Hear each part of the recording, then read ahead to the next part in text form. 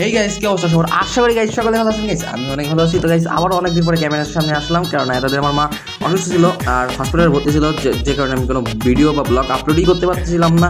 তো যে কারণে আজকে অনেক একটু সুস্থতা বোধ করছে, সেহেতু আপনাদের সামনে ভাবলাম একটু ক্যামেরার সামনে আসে। তো আসতেছি গাইস, আর এখন বাজে রাত অলমোস্ট 10টা। আর এখন আমি কী খাচ্ছি বলেন তো গাইস?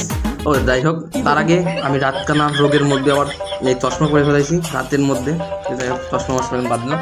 তো গাইস এখন আমি খাচ্ছি মুড়ি। কি খাচ্ছি গাইস? মুড়ি মাখা। চলুন তো মুড়ি মাখাটা দেখাই আপনাদের। তো আছেন এই যে আমাদের মুড়ি মাখা। দেন আমার কলেজ থেকে এত পরিমাণে জব দিয়েছে, আমি জব করতে করতে মানে পুরো টেবিলের পরে বই খাতা সরানো। আমি দেখতেই পাচ্ছেন যে এই যে মুড়ি কেবল পিসি মানে তৈরি করলো। দেন এটা কিন্তু এখন আমি খেয়ে দেখবো কীরকম টেস্ট হচ্ছে। টেস্টটা আপনাদের জানাবো।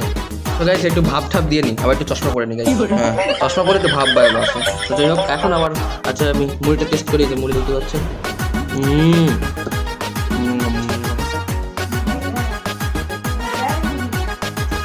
হ্যাঁ গাইস খুবই টেস্টি হয়েছে। যদিও প্রথমে শশা পড়েছে, ঠান্ডা ঠান্ডা লাগতেছে, কিন্তু খেতে কিন্তু খুবই টেস্টফুল হয়েছে।